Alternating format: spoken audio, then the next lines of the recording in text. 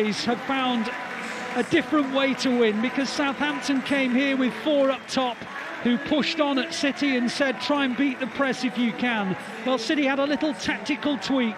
They had Joao Cancelo with the opportunity to be a bit more free down the left-hand side. He'd already been involved a couple of times before he scampered away and opened the scoring in the 20th minute. Phil Foden then dinked one over the top of Bazunu. City 2-0 up at half-time. Mahrez then with a lovely goal from a great ball in from Rodri made it 3. And Haaland inevitably added the 4th goal to make it 20 for the season, 15 in the Premier League. He matches the total of Kevin De Bruyne as City's Premier League top scorer of last season. We're only in the 2nd week of October, and that's only just. And City are top. They've won by 4-0. Well, let's go back to the studio where Cal is with Steve and Michael Brown.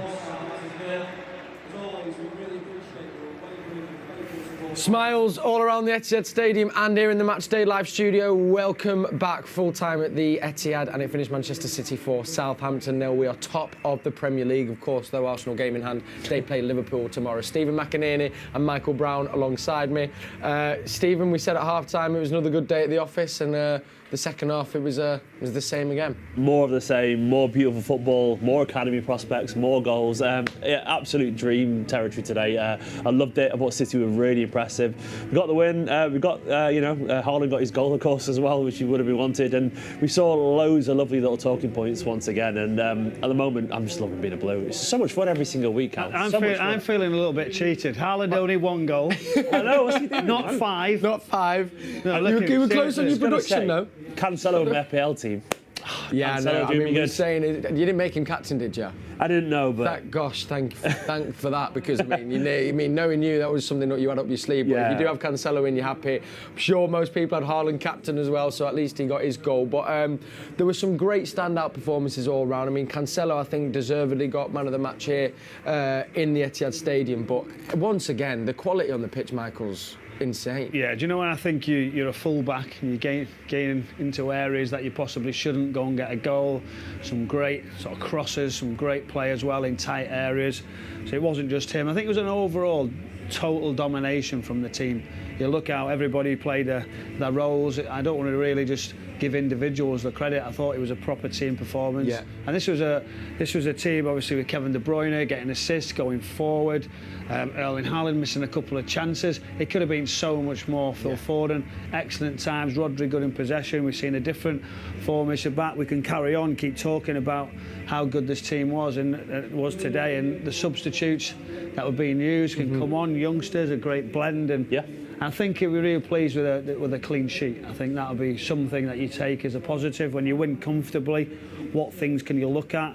I think that was certainly something Pep will take from it. I mean, and I think you've hit the nail on the head. It's the team performance this year.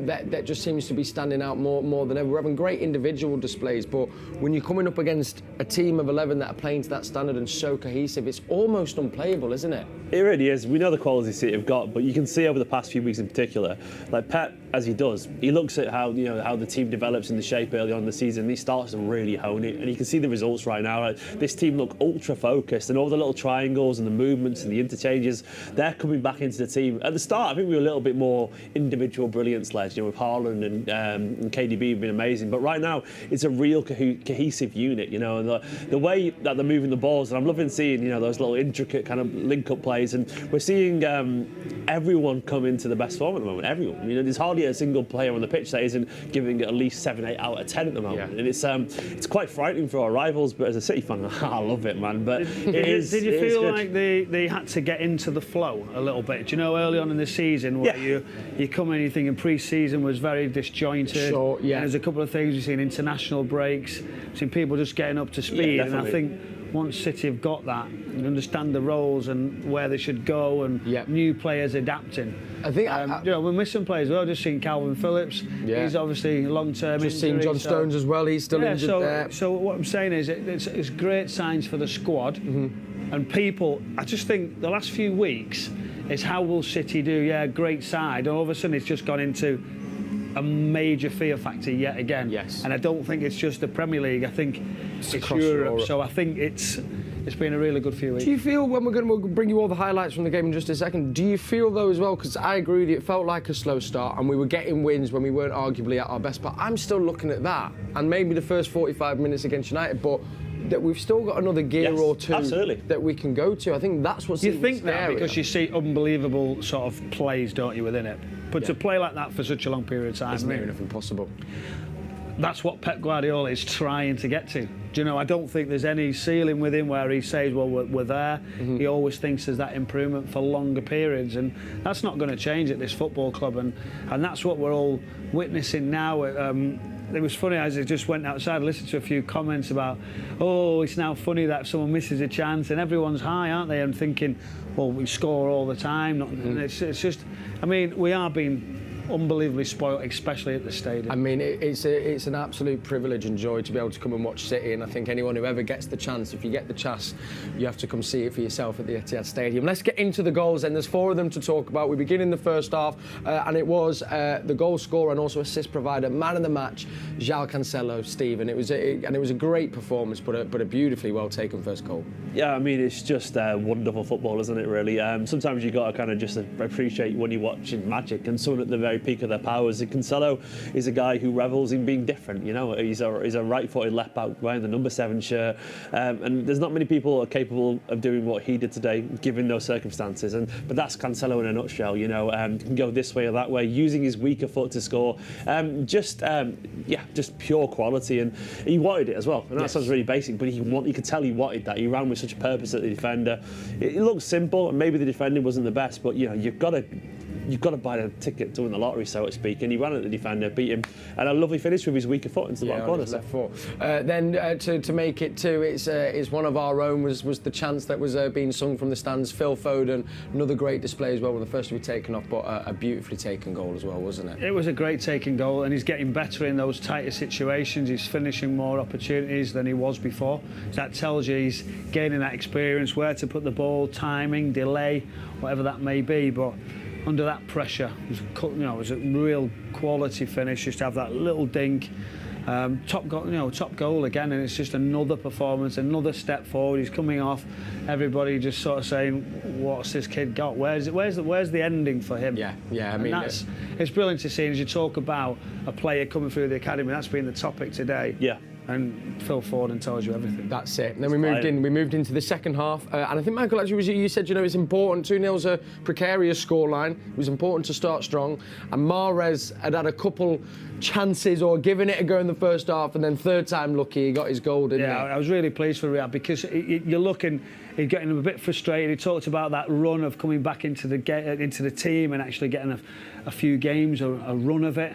And he missed those chances. He started to have got a little bit frustrated. That's a difficult technique. Yeah. And you see it come down, I'm thinking, oh, that's a tough one, especially when he's missed those couple. And literally, it's a brilliant finish into the corner. So tough to do. You could see the smile on his face, what it meant. And, you know, I think if we could get Riyad Mahrez firing as Jack Grealish has seen a big improvement, Phil Foden getting goals. You know, these are areas, again, which we're looking to strengthen, and actually, you know, with the whole squad, someone's always looking over the shoulder of somebody else to come on. Yeah, that's great pass from Rodri as well. Yeah, it was a beautifully lifted ball. That's one thing as well. Midfielders control it, don't they? Yeah. De Bruyne, Rodri. God. Midfielders are quite important, aren't they, Michael? Of course they are. The most important on the pitch. And then when anyone thought he might have been having a quiet day at the office, Erling Haaland, Stephen, he popped up and got him us up that on goal. Twitter. I was there like, it's not his day today. Like 1 minute later he scored. Of course he did. But that's Erling. You have to remember, you have to keep doing that then. Yeah, I know. Whenever he doesn't score, you've got to minute. get on him. Yeah, I mean, I honestly didn't think he was going to score today. I thought that was it after everything that's happened recently, when we'd seen him miss a few chances. But he's inevitable. What do you think it'll be like in that dressing room? Do you know if he goes in, he's missed a couple of chances, do you think the lads will give him a bit? If they win that comfortably, I don't think they know what it's like do you know yet, what I mean, though? They don't know if you that win today, if it wins like this and it's 4-0, you go into the dressing room, you go, where were you today? Yeah. I just see Would what you he's say that to him, though? Of course Look at the size of him, man. No, but You would. Yeah, all day long.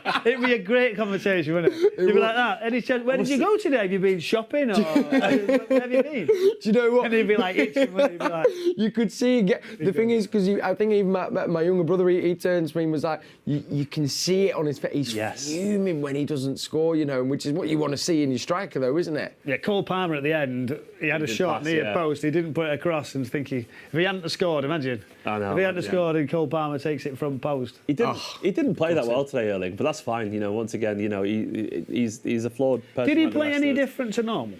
Well, you missed some more chances that you wouldn't usually miss. Maybe that's just I know, but I don't. That's but that's fine. It's Yeah, fine. I don't know That's what I mean. bad. You look Yeah, at but the chances. It was an unbelievable finish that kissed the inside of the post, ran across. Yeah. I mean, that's there was just one wonderful pass, finish, I would say that went under his foot. There's one way it went under his foot. So I'm actually saying I don't think we can hold him to. I think it's important. Yeah, I agree. I don't think we can hold him to that he should be expecting. Yeah, and I think that's going to be. You can't say, because you still see. I agree, and like it's again, it's like when games when he maybe doesn't touch the ball, but his movement off the ball, the way he occupies defenders, some of his hold. There was a touch as well. The one when we went to break, when Ederson launched the ball. Oh yeah, he controlled it pushing it down, and he put a ball across the box, which could have been an assist. So I think that's it. We can't. If we're suddenly holding him to where he should be scoring a hat trick every game, he's always going to. He's normalised it. It's his fault. A few of the fans are actually going, rubbish today, laughing at everyone. And that's the thing, you can see it echoing all around the stadium. Going, rubbish today, Haaland. Just the 15 goals in the city. Just goes, I'll just knock it. And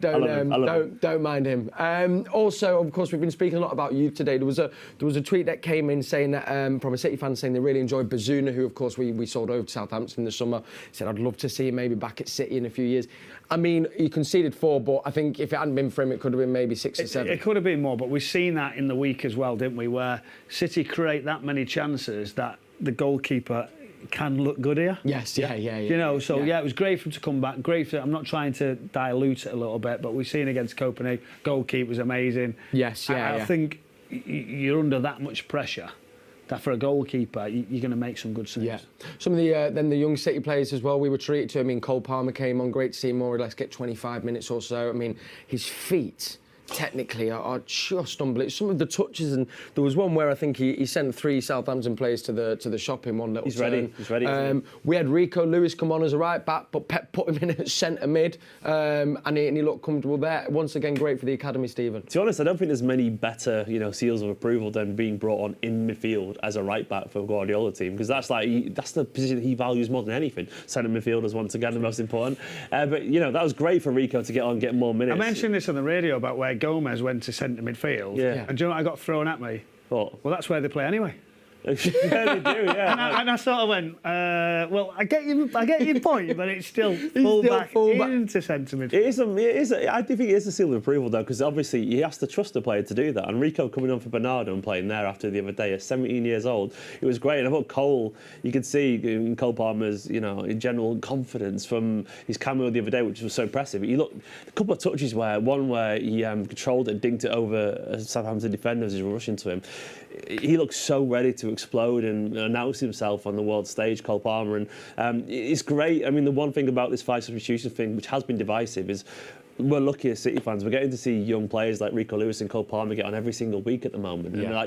And conversely, people will talk about the money that we pay for transfers, but signing Erling Haaland and people like that, we're getting to kill off games earlier, so we're getting to see more youth players. It could be some of the best things ever happened to the academy signing Haaland, because they're getting on quicker and sooner. So I love it. It smiles and wins all around indeed. A very comprehensive win for Manchester City against Southampton. 4-0 sees them move to the top of the Premier League. So now we turn our attentions back to Europe. We play on Tuesday. Matchday Live is going to be with you. It's a great lineup with Natalie, so make sure you tune in to Matchday Live. But as you know, the return leg, which was here at the Etihad, it was 5-0, which made it 100 wins, competitive wins in the European competition for Manchester City. Alongside that as well, we are now only a handful of teams alongside Napoli, Club Brugge, Bayern Munich and Real Madrid that have won all their games. Now, I guess you worry, is there going to be a little bit of kind of complacency? We turned them over 5-0 at the Etihad, but as we know, Pep won't allow that when we move to the game on Tuesday, Michael. Well, it was a great performance, wasn't it? And again, a confidence booster. Some players coming back, some players playing, possibly wouldn't have been playing. So I just feel that it's how you approach this game. Do you go as strong as you possibly can? Do you make a couple of changes? And I just think with Pep Guardiola's choice of players, I think you've got to go quite strong. The danger is you've got a game, and of all games next weekend, Liverpool. How do you address the squad? It's important to get the win. There is a bit of a rest period. you would say, because of the extra day on the Sunday. So he might go as full strength as we'd expect. But again, dangerous games. The Champions League, don't underestimate it. Do it right, and then it should be. If you do that right, you've got every chance of winning the game. I think as well, as we see, in this leg during in the week, it was a chance for Kevin De Bruyne to get rested. Phil Foden, whether we see that, we don't know. But it's one of the first times. I'm trying to think if we've seen Haaland complete a full 90 minutes this season. I feel like it happened maybe once possibly, but is there something there saying, all right, that might be then a rest for him ahead of Liverpool, and maybe give Julian as well the chance to kind of complete the full 90 minutes and show us his Argentinian magic, because that's been there to see anyway. They're just partying out in Copenhagen at the moment. He stayed on. Yeah, he's not coming, innit? Defender's just gone and had another beer. Innit? It would be like that. No, Alvarez, you think? I would guess. It heavily implies it. We've done so well so far in the Champions League. Or does he try and do an hour again for Haaland? Maybe it's half keep the momentum coming, because I guess there is something in that. While there are scoring every game, you want to keep him. If you watch Pep, you always think at times you shouldn't risk players.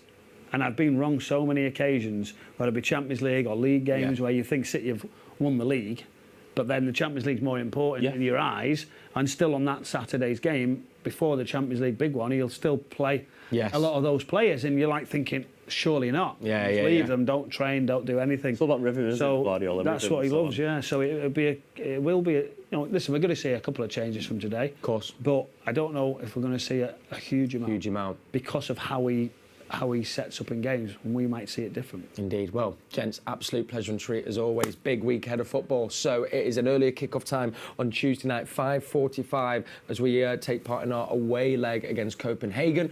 We will be with you, of course, there from 4:30. And then, of course, a big one on Sunday. Manchester City versus Liverpool. Matchday Live once again will be with you, and we'll be there as well, of course, for that City-Leicester game in the Women's Super League. Gents, thank you so much, and a massive thank you to everyone at home as well. We always appreciate you tuning in. We always appreciate hearing from you as well. And I've absolutely loved today, as I'm sure all City fans have. Manchester City 4, Southampton 0, top of the Premier League, and off to Copenhagen we march. Have a lovely evening and enjoy the rest of your weekend. Take care. Front set. Clark.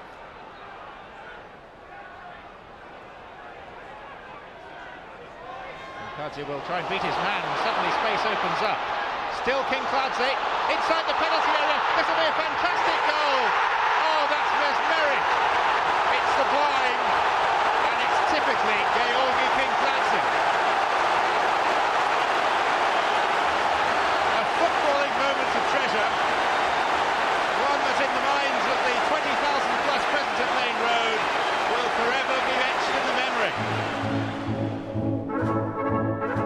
The Southampton goal is one that will always, be cherished, I think. In a way, the commentary of that, I remember at one point, the commentator says something like, Clancy will try and beat his man, and suddenly space opens up. and that was what we were talking about before, really, that ability to anticipate where a space might be. It does suddenly open up. There's no way through it. Oh, yes, there is. Clancy will try and beat his man, and suddenly space opens up. Still King Clancy inside the penalty area. This will be a fantastic goal. Oh, that's mesmeric. It's sublime, and it's typically Georgi King Clancy. Ibato, პირველ რიგში მადლობა რომ იმის გოლებში ადარა ჩემი გოლი. მაგრამ ეს გოლი როგორ ხდება, იცი თამაში წინასწარ ხო ვერაფერს ვერ გეგმავ. სიტუაციიდან თამაშიდან გამომდინარე მოხდა ეგრე რომ ამოდენიმე ფეხბურთელი მოვატყუე და გავიტანე ეს ბურთი. და ჩემთვის კარიერაში ერთ-ერთი საუკეთესო გოლია ეს კი. A footballing moment of treasure. I just remember him picking the ball up and you knew what he's got, and he's going left, right, the jink. And you're thinking, pass it, George, just pass it to somebody. It's gone past two. And that is simply wonderful. And he decides to put Dave Besson on his backside and then just chip it over him into the goal. It was just outstanding. I was actually in one of the boxes from the build-up of him actually picking the ball up and going through all the defenders. To see it from above and watch it, you know, from that angle, it was just absolutely breathtaking. არა, უფრო დავაფიქსირე ბურთს რომ მივიღებდი შემდეგ თამაში უფრო ხმაურობდნენ ვიდრე მანამდე. And that's the final action of a first half that will long be remembered because of one man who is receiving a standing ovation. Every Everyone is talking about the name Kincladze, and the word fantastic is on many people's lips as well. City and Kincladze 2, stunned Southampton 0.